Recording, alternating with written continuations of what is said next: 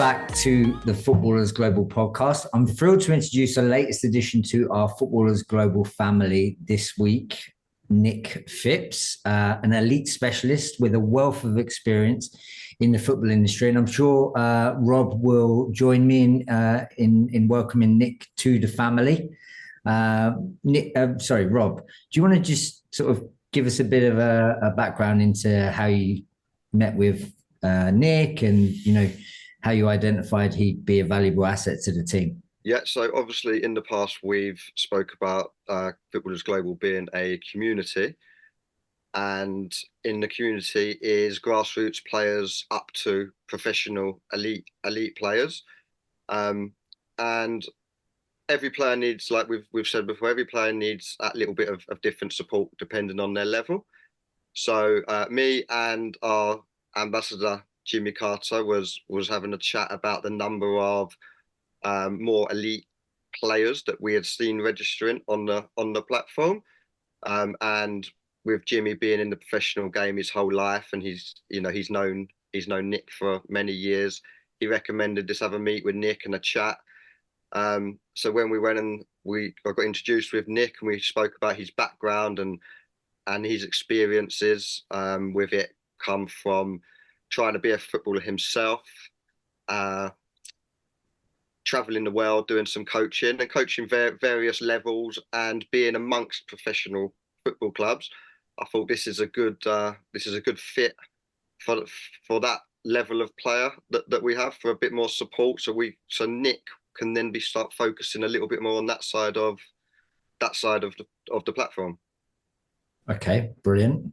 So Nick, Nick, before we move sort of forward, obviously Rob's touched on a little bit about your background, and you've got a huge wealth of experience, so there's a lot to get across. But if you could just try and give us a bit of an insight into your history so far in football.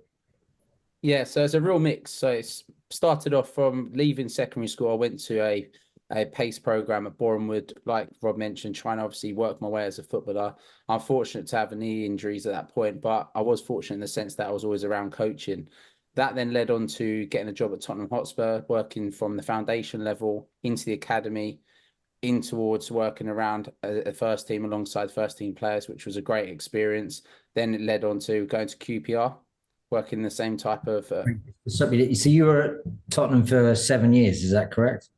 Yeah, Tottenham Hotspur for 7 years, and then I went to QPR for 4 years. Right. So I was able to work alongside elite players, like I said, from academy all the way up to around first team, to kind of see those guys work on a day-to-day basis, which was a great experience. I then also delivered coach education in Vietnam on a Premier League program representing Tottenham Hotspur, which was, again, another valuable experience I can add. And alongside that, managed to complete the university degree at Hertfordshire, which was, again, a fantastic experience, which allowed me to educate students again on the program, and to obviously share kind of my experience and what I've gained obviously at clubs. Okay, and what do you currently do now? Who you associated with now? Who do you work for? So basically, at the moment, I'm a sports consultant where I go from grassroots up to elite and pro level, delivering individual learning programs, and also going in and out of clubs as well, doing some work, but I'm not actually attached to one specifically. Okay, so you're working for yourself. Yeah. Okay. When you was at Tottenham for 7 years, yeah? Yeah. Did they win any trophies for over their 7 years?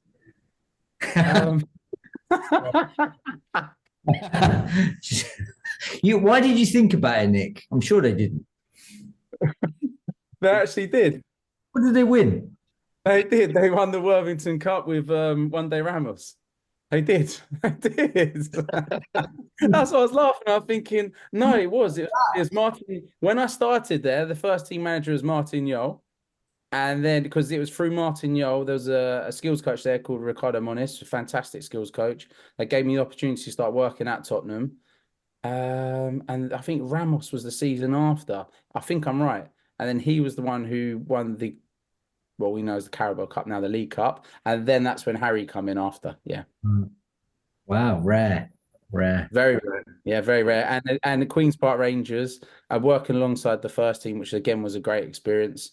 That was the season I saw them progress to winning promotion against Derby in the playoff, Wow, which led them to the Premier League. fantastic. So, with reference to obviously all that experience that you've got and your vision for Footballers Global and what you're going to be bringing to the team, can you give the audience a little bit of an insight into what you're going to be implementing and how you're going to be supporting the community? Yeah, so how I see my obviously role within Footballers Global is a way where we can build a support network for players.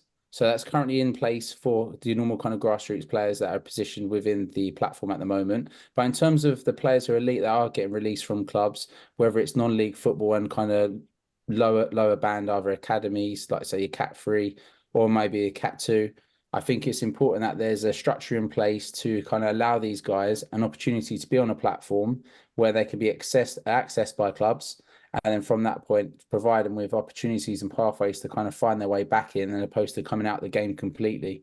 I think that was one of the main kind of objectives and kind of statements made by Jimmy when I spoke to him about Footballers Global. And I thought, do you know what, as a player, like I said, I didn't play at the highest level. I was only at a college level where it was at Boreham Wood, but actually for having something like Footballers Global there to try and find a pathway in. And I've seen it over the years as a coach where at the higher level, I've seen so many players obviously get released. And apart from it being a case of who can recommend who to where, at least there's something that's there clearly, a strong platform in place that can provide those guys with pathways and opportunities.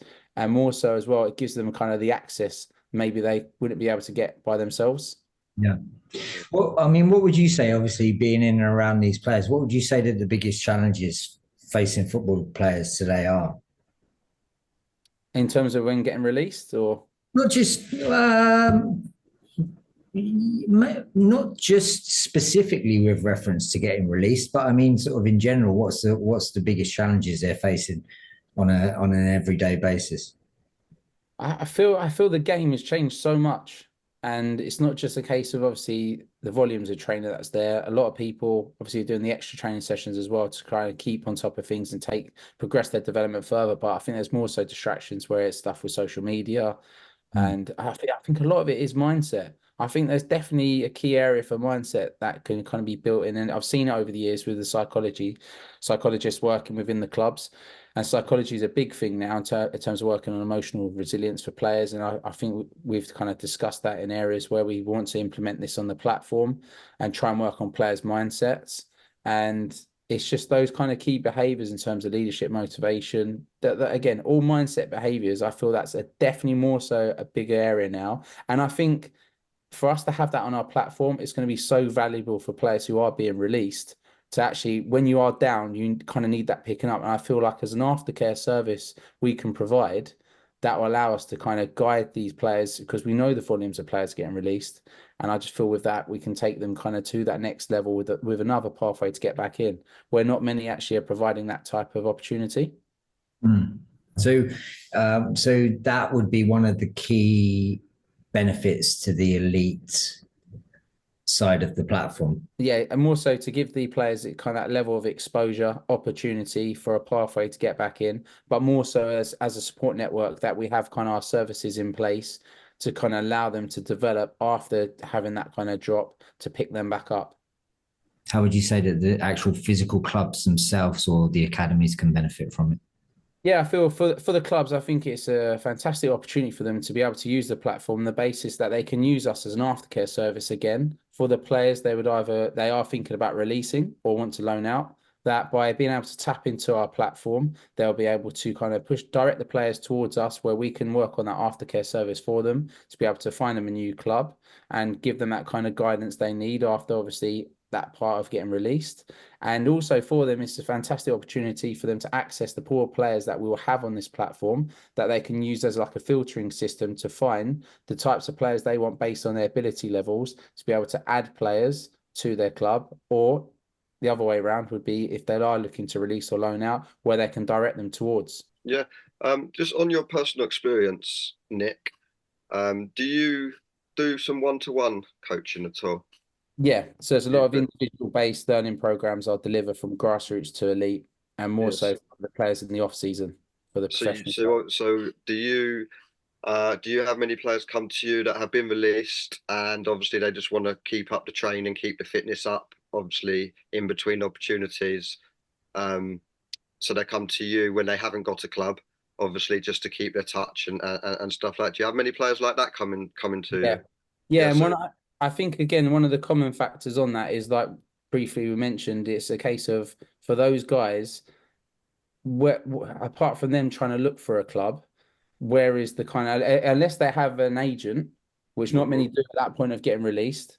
If they have an agent, then obviously that can kind of facilitate and guide them to that next step. But I think where I looked at this as a platform, I thought this is, I hear it all the time from coaching these guys on an individual basis, where it's like, okay, I'm trying to get back into a club or on trial. Nick, do you know anywhere? And it's either instead of it coming down to one person or who knows who, I feel like, do you know what? To have a platform that can be accessed by players to kind of direct them quicker and provide more opportunities at a rate than one person trying to doing it. I thought this is just a great thing that we could have in place. yeah. So firsthand, you've seen the players, you've heard the problems that they're facing. Yeah, Um, and and like saying Rob, I think it's more so with the mindset part of it as well. It's not just the players obviously trying to find the opportunity to get back in.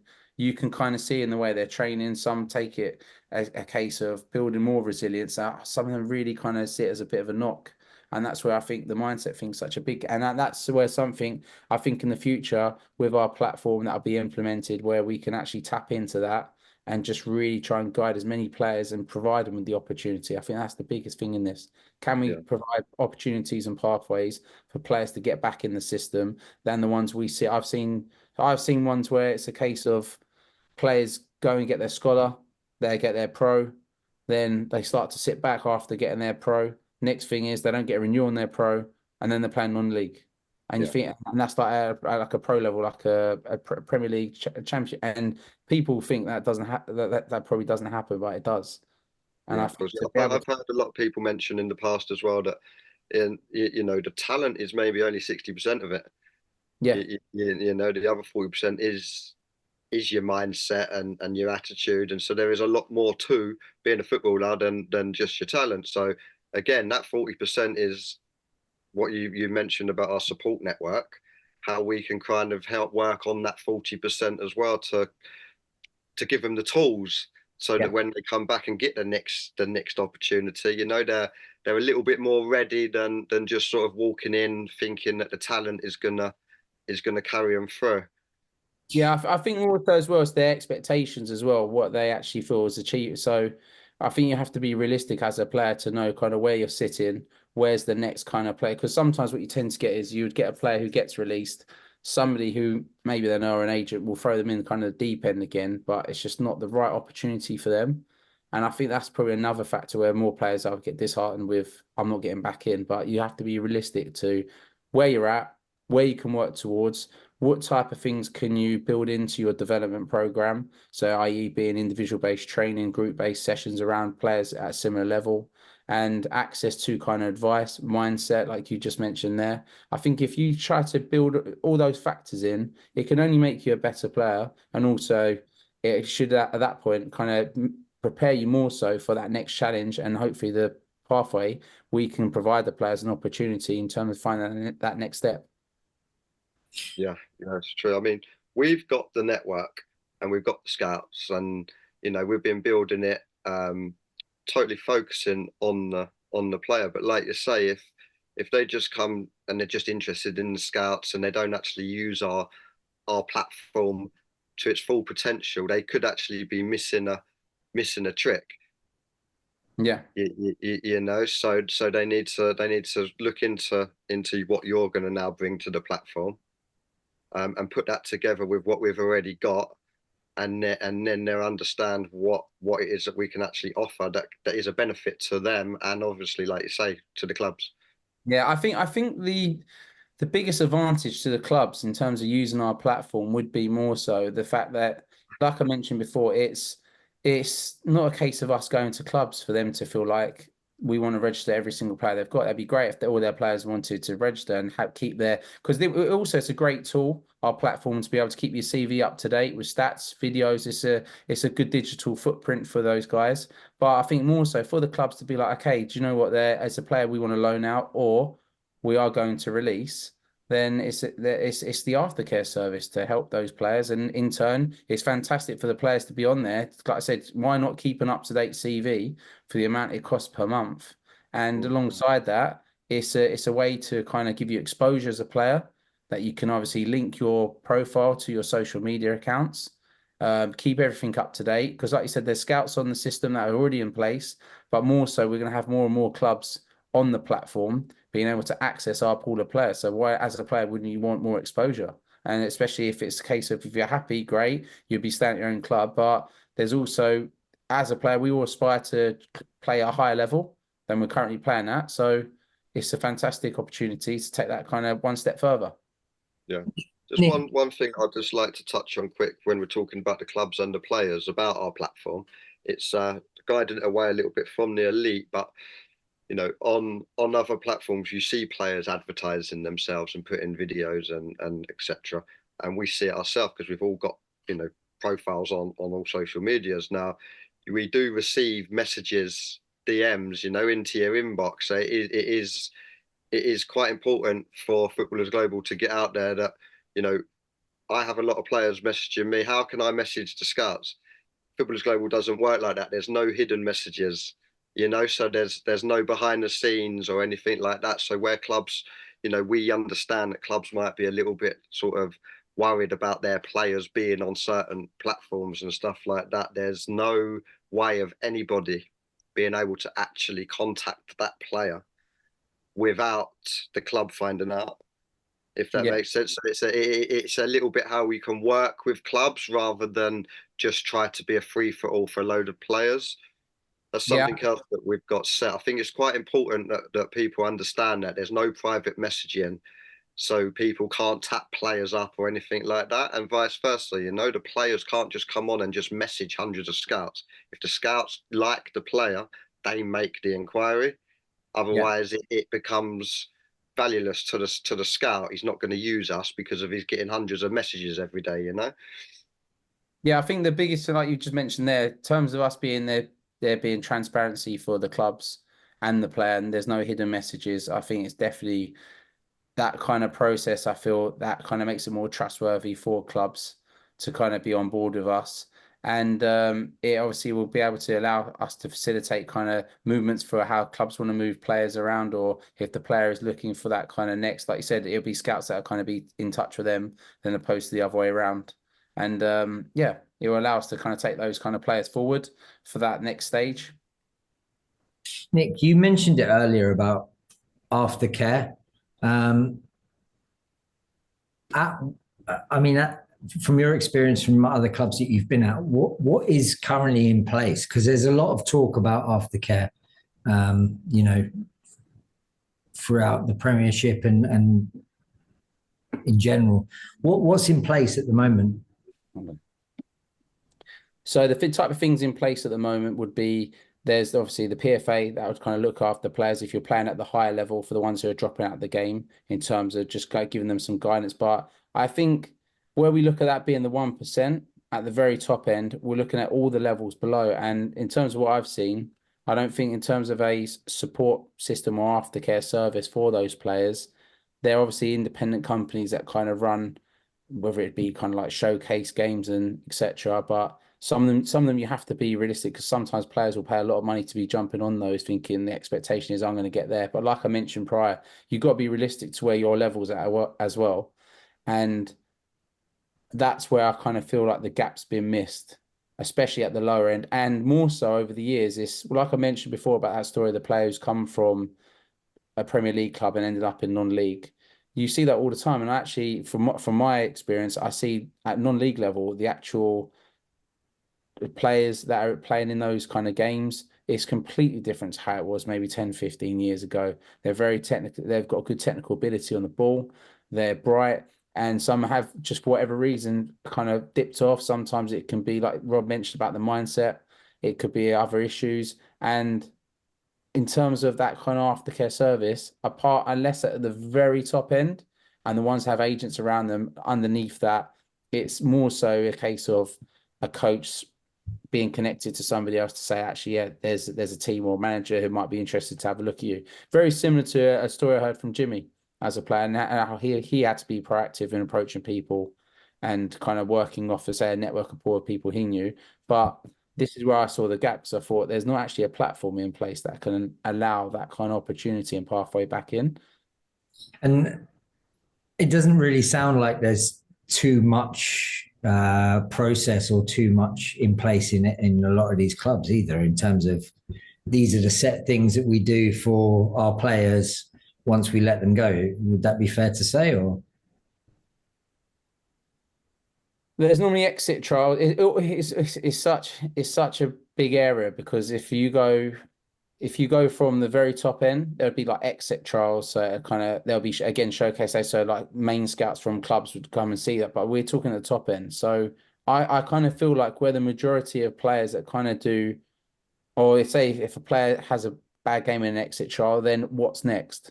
So as apart from a potential exit trial being there, what is the real kind of aftercare? So sometimes they kind of keep them in around to train to help them a little bit longer until they find their club. But that, again, that's at the high level. What then happens to, again, if I relate it back to me, regardless of my knee injury, if I was a player at Bournemouth, for instance, at that point when I was there, and I came from a college program, and I finished at 18 years old, and I didn't go to university at that point, say, then when I'm transitioning towards men's football and I leave the club, what happens next in terms of I might have options, and I'm sure, and in terms of other clubs, I'm sure there's options from clubs to kind of direct them into maybe one or two. But as a platform, I think, do you know what, if there's, based on where you live in the area and your ability level, to be able to access and use this platform, you should be able to navigate your way to different clubs within the area. but do you think that this is something that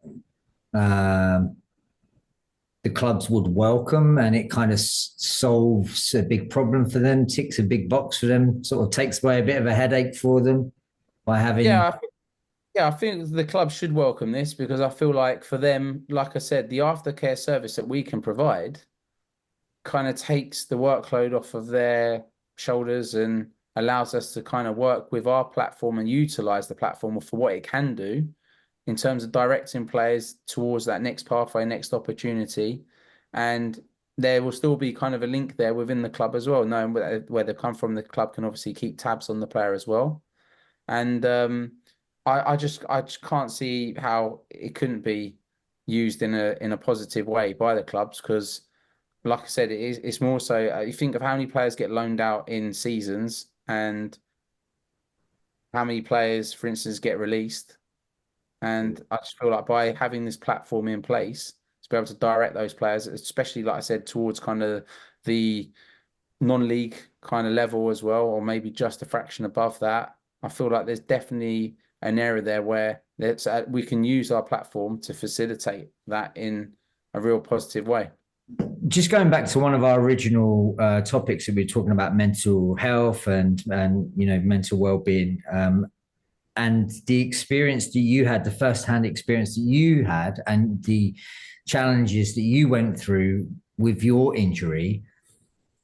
What did you have to, from a personal perspective, how did you deal with that challenge? How did you overcome that challenge?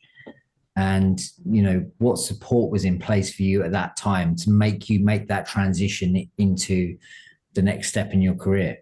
I was very fortunate in the sense of having kind of a pillar support from my parents and like the family around me in the time of being injured, and having that type of also kind of learning leadership techniques and being able to be kind of a positive outlook on things. So that was kind of reinforced to me as like from a younger age, especially from my parents.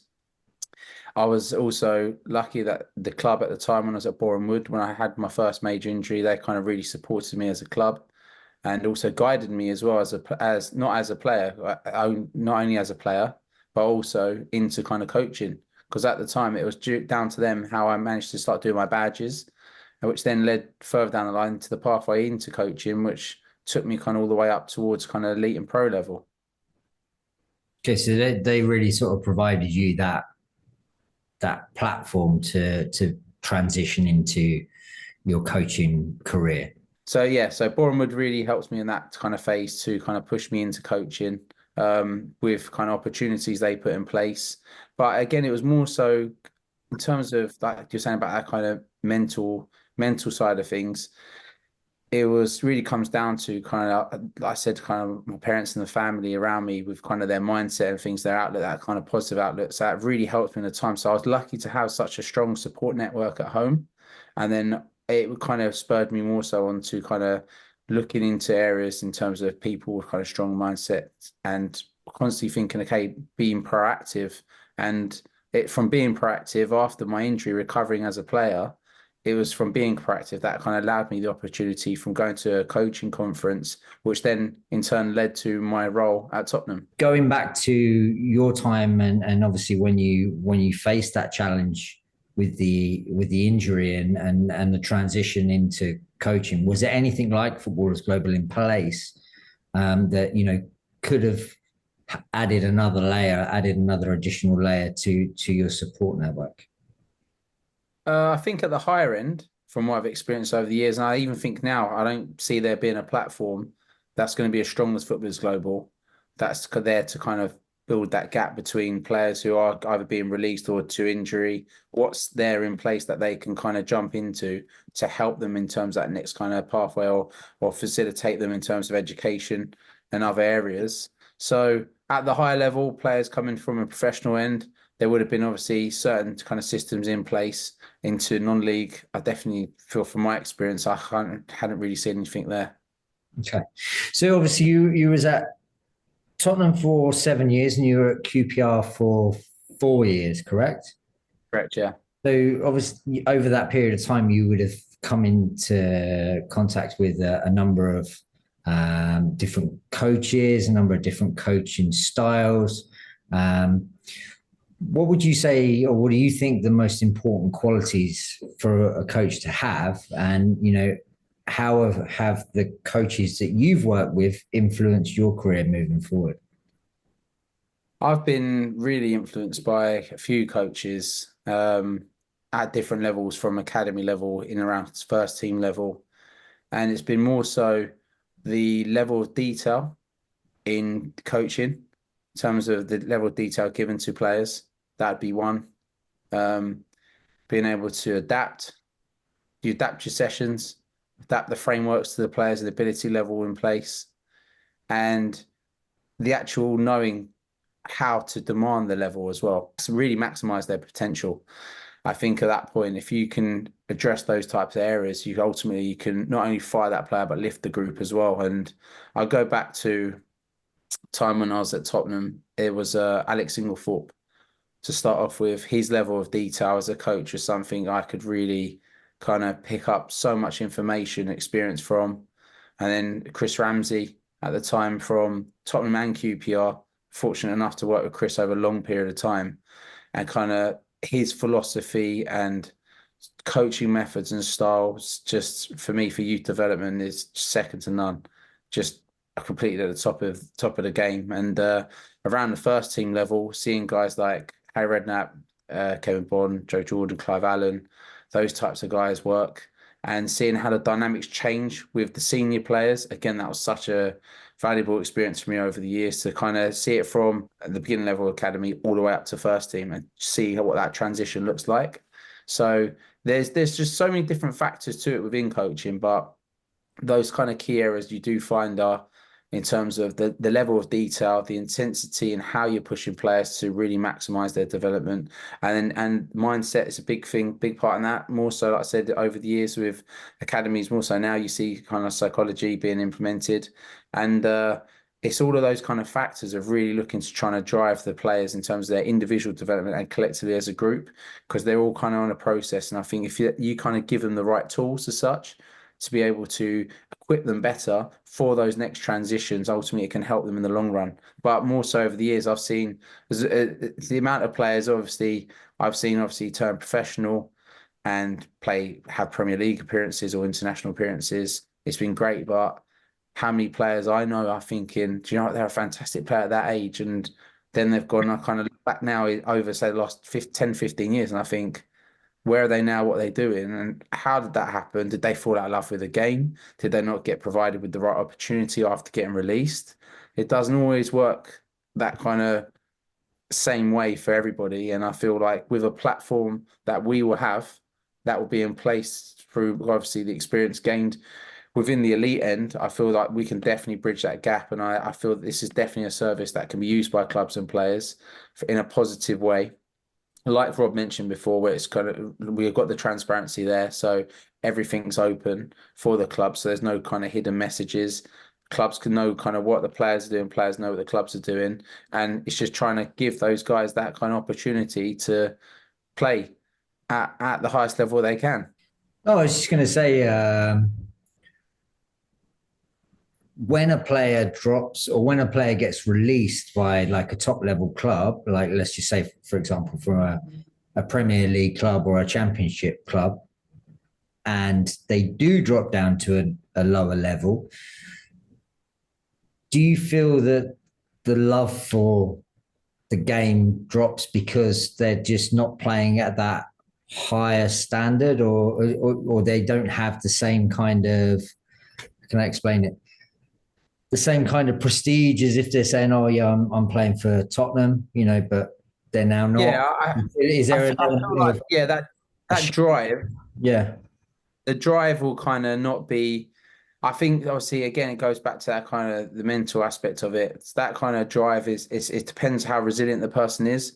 Because sometimes to take that drop, they might be thinking that's too big of a drop for me to try and springboard back up. And for some players, it'd be like, right, okay, I've got to kind of knuckle down here and try to get my kind of development going at the right pace to kind of step back up. But that's where I definitely feel like with the platform that we have in place and where it's going, this is what's going to enable these guys to actually say, do you know what? There is structure and pathways to kind of really drive your ambition and vision where you see yourself working towards to try and step up to those levels a lot quicker because it gives them more clarity in the situation than the experience I kind of had as a player and I've seen over the years as well. Once they kind of drop down, it's like, do you then become slightly forgotten in a way? yeah. And how But do you keep yourself current? it's also down to the player as well to have that drive. I mean, obviously, unless you're extremely lucky, you're not gonna.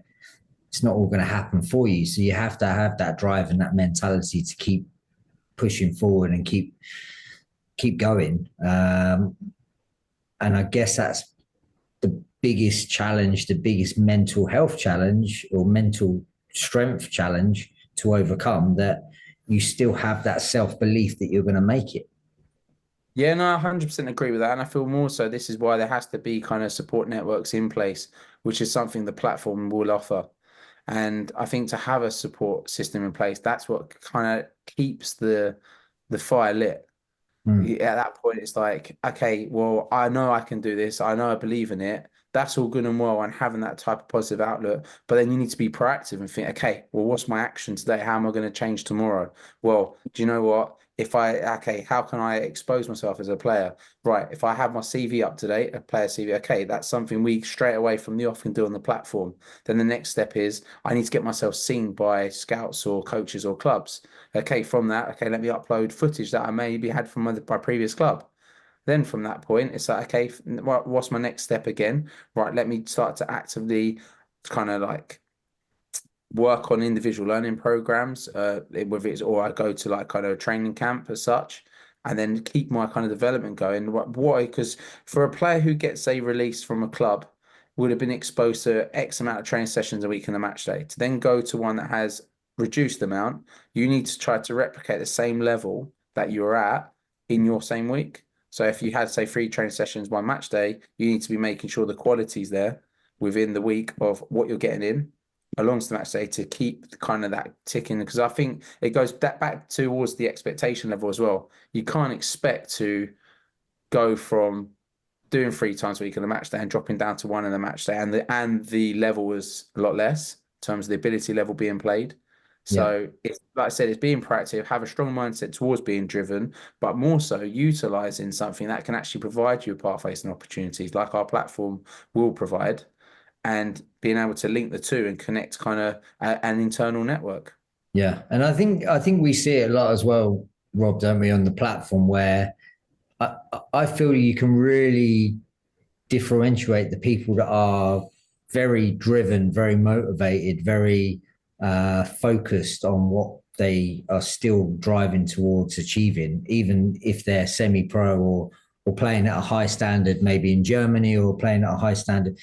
They will take the time to complete their profiles, to, you know, have their history and their have put their future fixtures in place. They'll put their profile pictures up. They'll put game footage up. They'll really take the time to ensure that they're actually showcasing or putting a good representation of themselves, of their brand, of their, you know, historical journey. Whereas others, unfortunately, don't take the advantage of the platform and put the platform to its best use. And they may just fill out a very basic profile, might not put a picture up, and may not post any video footage, and then may wonder why they've not had very much interest, unfortunately. But that, you know, it's only you only get back what you put in. And I think that's just one of the things, obviously, you know, we experience a lot, don't we, Robert? 100%. You can definitely see the difference between the players. Going back to what we said earlier, a lot of them just think it's about the talent.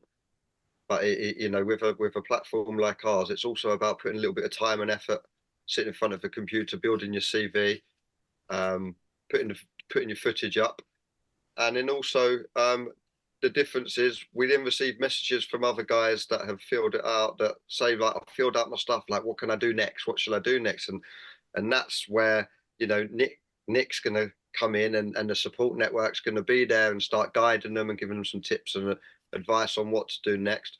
But then, you know, not only that, we've actually received a message from a player where he's created his profile, you know, and then he has used our platform to convert it to the PDF, where he's actively then sending his CV out to scouts and clubs, etc., off his own back.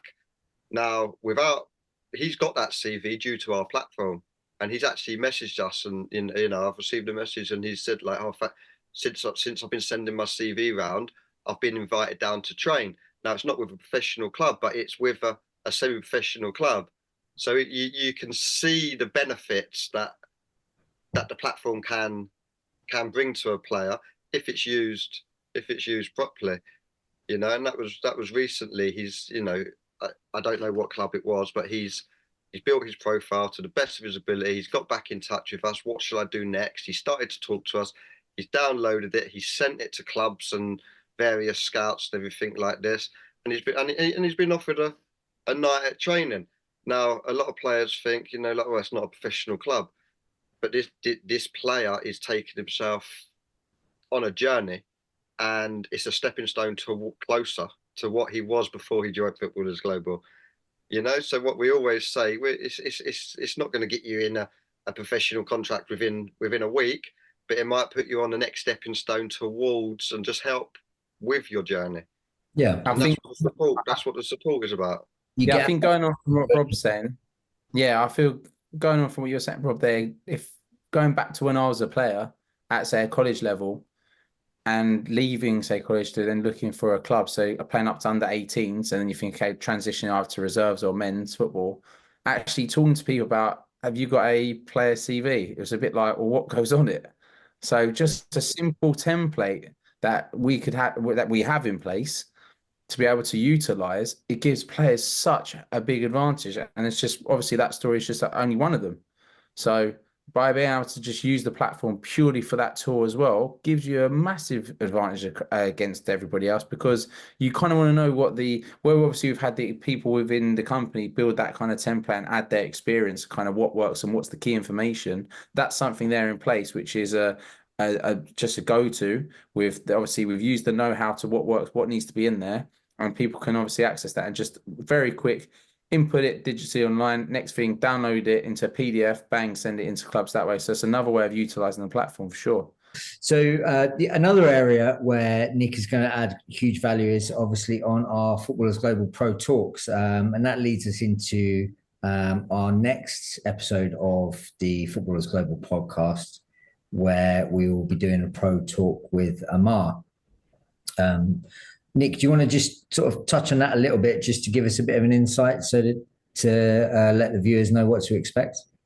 Yeah, so the idea behind Pro Talks is allowing people to kind of connect with players at different type of experience levels, whether it be in pro, scholar, people at universities level, college level, grassroots level, and get a real kind of mix and feeling for the type of journeys these players have been on.